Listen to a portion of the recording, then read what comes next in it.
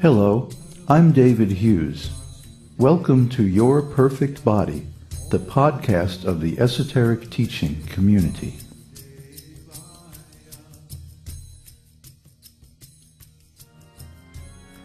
Today's selection is an essay entitled The Gate of Liberation, Part 3.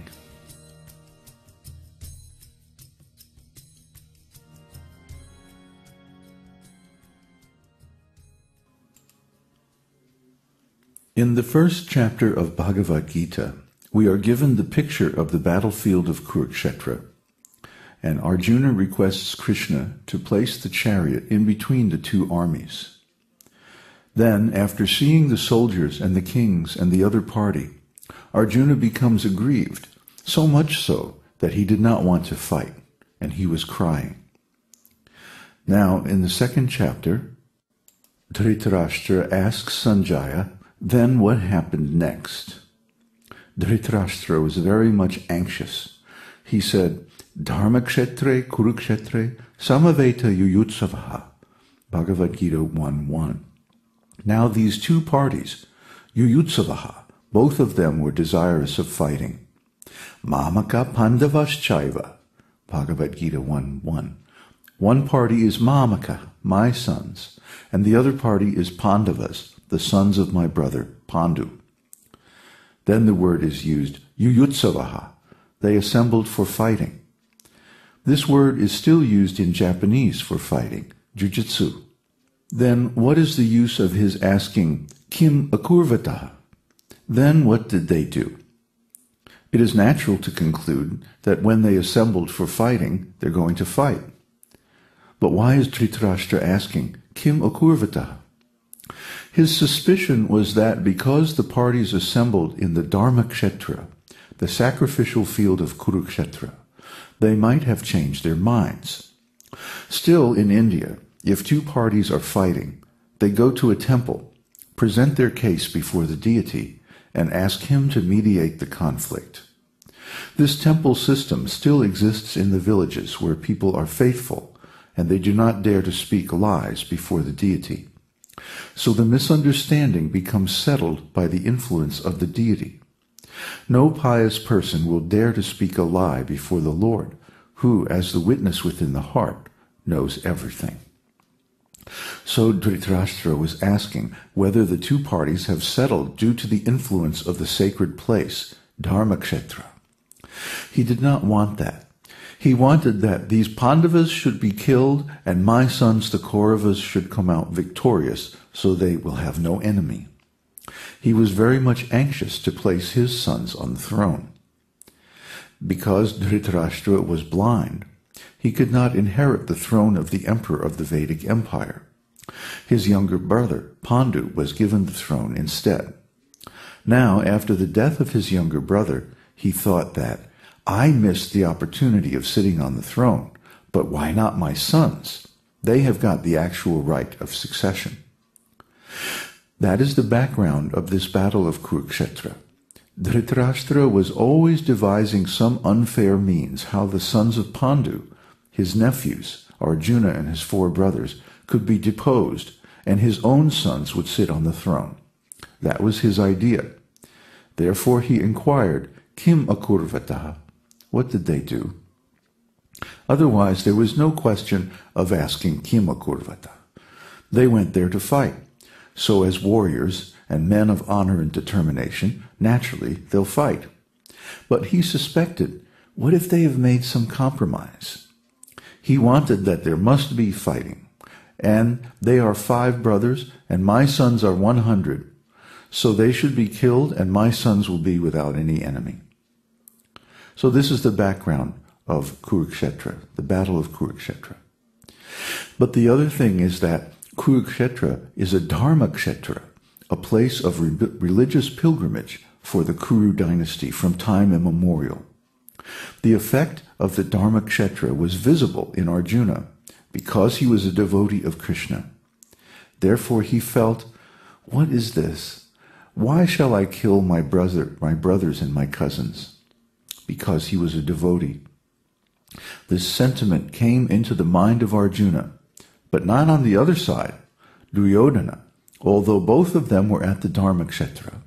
The effect of the dharma-ksetre was manifest in Arjuna, not Duryodhana. This is the symptom of Arjuna's purity. If one is pure, then the effects of a dharma-ksetre become manifest very quickly. Kṛṣṇa says, Namang dushkritino mudha prapadyante naradanama mayaya pahrita jnana asuram bhavam ashritaha. Those miscreants who are grossly foolish, who are the lowest among mankind, whose knowledge is stolen by illusion, and who partake of the atheistic nature of demons, do not surrender unto me. Bhagavad-gita 7:15. Kṛṣṇa says that those whose whole life is sinful, duskritinaha, do not surrender unto him.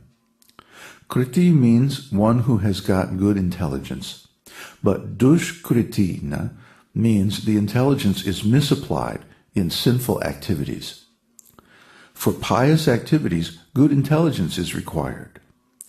But those who are misapplying their brain for mischievous activities are called dushkritina. So, namang dushkritino mudha. Why do they misapply their intelligence? Because they are mudha, asses. If one has got a good brain, he should apply it for good work.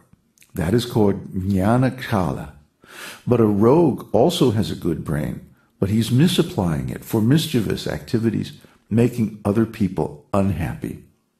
That is not the right use of intelligence. Therefore, Kṛṣṇa calls them mudha, literally asses, donkeys. So the effect of the dharma-ksetre, kuru-ksetra, was visible in Arjuna, but not in Duryodhana, Dhrtarastra's son. That is the difference between a mudha and a devotee. Therefore, due to the force of the dharma-ksetra, the sacred place, Arjuna was crying, "Oh, I am put in such a difficult position that I have to fight and kill my cousin brothers, my nephews, even my own grandfather?" He was too affected to fight. Although it seems like a weakness, it is not actually a weakness, but compassion. Arjuna was not a coward, but out of compassion, because he was a devotee, he was para dukha dukhi. The symptom of a devotee is that they are unhappy by seeing others unhappy. Generally, in this material world, if a person that sees that somebody else is happy, he becomes unhappy, envious, matsarata. That is the consciousness in the world today. If I see my brother is very happy, he has improved in his material condition, then I become unhappy, envious. Oh, he has advanced so much, and I could not do so. This is material civilization. People are envious, matsarata. Everyone is envious. Their sympathy is only lip service. Actually, everyone is envious.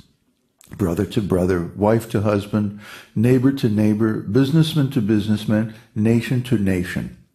This is material consciousness, envious, matsarata.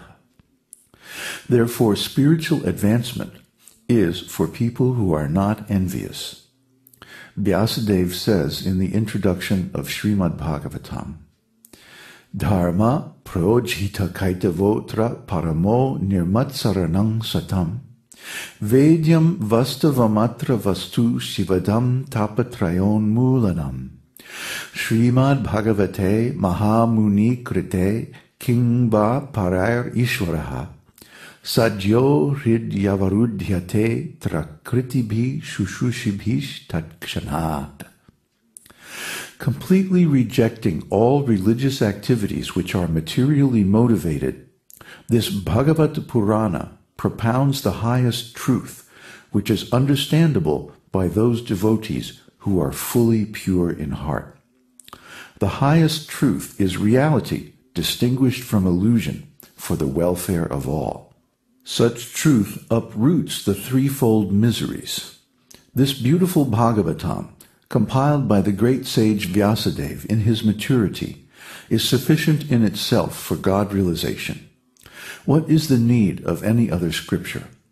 As soon as one attentively and submissively hears the message of Bhagavatam, by this culture of knowledge, the Supreme Lord is established within his heart. Srimad Bhagavatam 1:1-2. So in the